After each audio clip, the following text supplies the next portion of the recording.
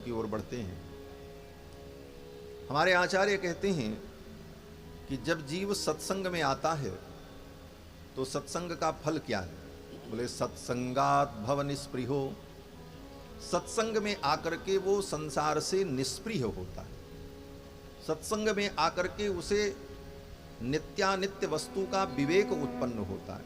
क्या वस्तु नित्य है, क्या अनित्य है, क्या ग्राह्य है, क्या त्याज्य है, इन विषयों का जब उसे ज्ञान होता है तो वह संसार को हेय समझकर संसार से धीरे धीरे निष्प्रिय हो जाता है।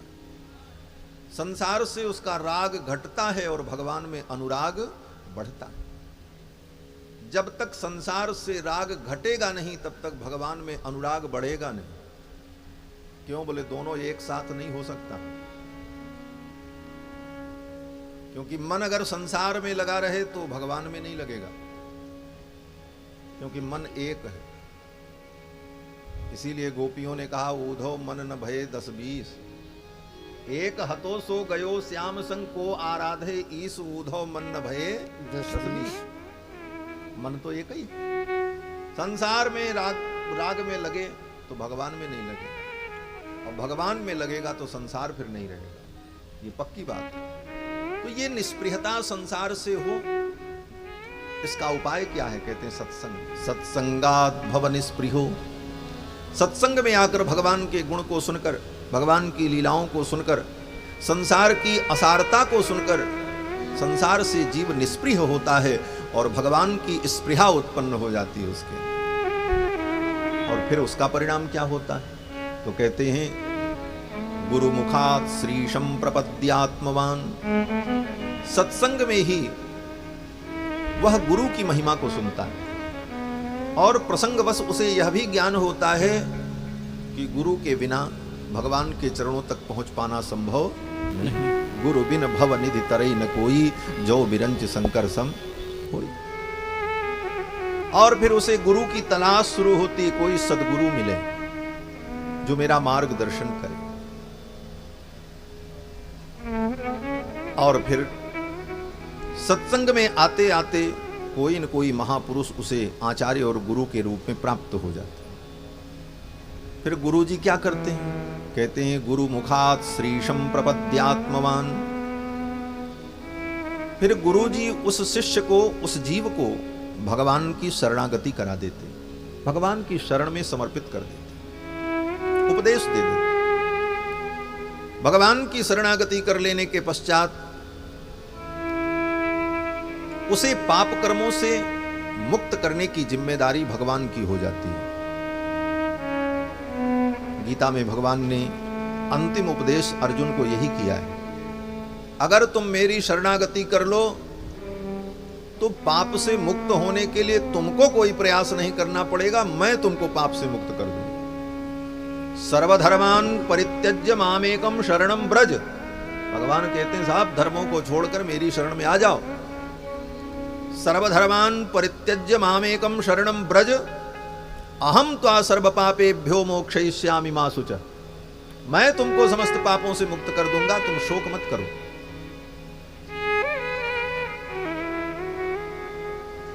तो भगवान की शरणागति करने पर भगवान उसके सारे पापों को समाप्त कर देते हैं। जन्म जन्मांतर के जितने पाप हैं उनको भगवान मिटा देते हैं। ये भगवान की प्रतिज्ञा है, अहम त्वा सर्व पापेभ्यो मोक्षयिष्यामि। मैं तुमको समस्त पापों से मुक्त करूं। लेकिन प्रारब्ध को भगवान नहीं मिटाते। प्रारब्ध को भगवान नहीं मिटाते। प्रारब्ध क्या है? बोले पिछले जन्मों में हमने जो कर्म किए, उन कर्मों में से जितने कर्मों का फल भोगने के लिए ये शरीर मिला, उतने अंश को प्रारब्ध कहा जाता है। कर्म तो बहुत है, अनेक जन्मों के पाप पुण्य कर्म हैं, लेकिन उन कर्मों में से जितना भोगने के लिए समय और संसाधन और ये शरीर मिला, उतने अंश का नाम प्रारब्ध होता है। उसी को प्रारब्ध कहते हैं। इसका नाम प्रारब्ध इसलिए भी है कि जिन कर्मों का भोग आरब्ध हो गया, आरंभ हो गया, उन कर्मों का नाम प्रारब्ध है। और इस शरीर से जितना दुख सुख हमें भोगना है तदनुकूल ही व्यवस्था हमें संसार में प्राप्त होती है। और जब वो प्रारब्ध पूर्ण होता है तो शरीर भी पूर्ण हो जाता है, क्योंकि शरीर भी प्रारब्धजन्य है। तो शरणागति कर लेने पर भगवान उस जीव के अनेक जन्मों के पाप कर्मों को तो नष्ट कर देते हैं, लेकिन उसके प्रारब्ध को नष्ट नहीं करते। भगवान कहते हैं ये प्रारब्ध जो भोगने के लिए तुमको ये शरीर मिला है, इस शरीर से तुम प्रारब्ध को भोग करके समाप्त कर लो। बाकी जो तुम्हारा स्टोर किया हुआ पाप पुण्य है उसको मैं समाप्त कर दूंगा। प्रारब्धम परिभुज्य कर्म शकलम प्रक्षीण कर्मांतर। प्रारब्ध को तो भोग करके ही समाप्त करना पड़ता है। इसीलिए बड़े बड़े ज्ञानियों को, बड़े बड़े संतों को भी अपने जीवन के प्रारब्ध को भोगना पड़ता है। लोग विचलित हो जाते हैं, कहते महाराज हमने भगवान की इतनी भक्ति की, भगवान ने इतना दुख दिया।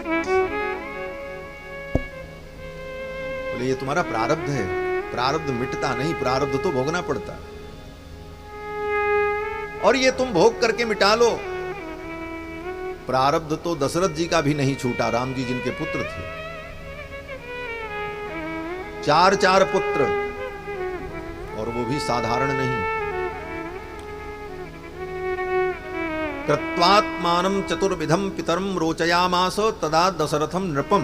महर्षि वाल्मीकि कहते हैं कि परब्रह्म परमात्मा ही 4 रूपों में जिनके पुत्र बन करके आए,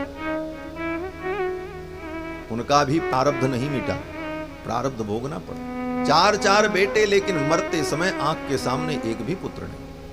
चक्रवर्ती सम्राट, मर जाने के बाद अंतिम संस्कार करने वाला कोई नहीं। 15 दिनों तक उनका शरीर तेल के कटाहे में रखा रहा कि कोई बेटा आवे तब उनका अंतिम संस्कार हो। ये प्रारब्ध। 15 दिन, 7 दिन दूतों को केकय देश जाने में लगा, वशिष्ठ जी ने जब भेजा, और 7 दिन उधर से भरत जी को लेकर के लौटने में लगा। 14 दिन बीते तब 15वें दिन दशरथ जी का अंतिम संस्कार। ये प्रारब्ध की गति। प्रारब्ध तो भगवान भी नहीं मिटाते। भगवान कहते हैं प्रारब्ध तो तुम भोग लो। प्रारब्ध की गति को भोगना ही पड़ता है। इसलिए भगवान की भक्ति करते हुए धैर्य रखना चाहिए। संसार के सामान्य सुख दुख को देखकर विचलित नहीं होना चाहिए। ये प्रारब्ध जन्य है। लोग विचलित हो जाते हैं। एक सज्जन थे, रोज रामायण का पाठ करते, नियम से भगवान का भजन करते, भक्ति करते। उनका जवान बेटा मर गया, रोने लगे। पोथी रामायण सब उठा करके गंगा जी में डाल दिया। गुरुजी आए, गुरुजी ने कहा आजकल तुम्हारी साधना ठीक चल रही है। बोले महाराज क्या साधना? इन साधनाओं का कोई फल नहीं है। बोले क्या हुआ? बोले महाराज इतना रामायण हम पढ़ते थे, भगवान का भजन करते, नाम जपते, और मेरा जवान बेटा मर गया, मेरा तो विश्वास ही समाप्त हो गया। गुरुजी ने कहा बेटा तुम्हारे बेटे के मरने से तुम्हारा क्या संबंध है? उसके कर्म उसके साथ हैं, तुम्हारे कर्म तुम्हारे साथ। उसका प्रारब्ध इतना था और उसके साथ तुम्हारे रहने का प्रारब्ध इतना था। प्रारब्ध सबको भोगना पड़ता है। और जो तुम भजन साधना कर रहे हो वो तुम्हारे कल्याण के लिए है, वो तुम्हारी परम गति के लिए। अपनी पूजा आराधना भगवत भक्ति को संसार के और परिवार के लोगों से जोड़ करके मत देखो। हम पूजा करते हैं तो अब हमारे घर किसी को बुखार नहीं होगा, सर्दी नहीं होगी, कोई मरेगा नहीं, कोई जिएगा नहीं। ये संसार की गति ऐसे ही चलती है, ये चलती रहेगी। प्रारब्ध अपना काम करता रहेगा, लेकिन हमें इन बातों से ऊपर उठकर सत्य को समझने की आवश्यकता है। आजकल धर्म करने वाले लोग भी धर्मशील नहीं है, धर्म भीरू है। कथाओं में मैं कहता हूं धर्म भीरू, धर्मशील, धर्मात्मा, धर्मवत्सल, इन शब्दों के अलग अलग अर्थ हैं। धर्मात्मा कौन? बोले धर्म ही जिसकी आत्मा में प्रतिष्ठित हो जाए। आत्मा माने आत्मा, आत्मा माने बुद्धि, आत्मा माने मन। आत्मा शब्द के सब अर्थ हैं। धर्म को जिसने अपने बुद्धि में, अपने मन में, अपनी आत्मा में प्रतिष्ठित कर लिया, जिसकी बुद्धि धर्ममय हो गई, जिसका मन धर्ममय हो गया, वो धर्मात्मा।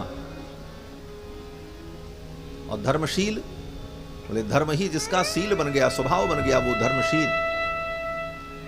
धर्मवत्सल, बोले धर्मवत्सल का मतलब जैसे गाय अपने बछड़े से प्रेम करती है, उस प्रकार धर्म से जिसको प्रेम हो, वो धर्मवत्सल। दशरथ जी के लिए, राम जी के लिए वाल्मीकि रामायण में धर्मवत्सल शब्द आया। और धर्म भीरु, बोले धर्म भीरु वो है जो भय के कारण धर्म करता है। 99% लोग धर्म भीरु ही होते हैं, उनको डर लगता है हमने इतना गलत किया है, कहीं हमारा सब किया कराया नष्ट न हो जाए। डर व्याप्त है इसलिए धर्म कर रहे हैं, वो श्रद्धा से नहीं करते। बड़ा कड़वा सच।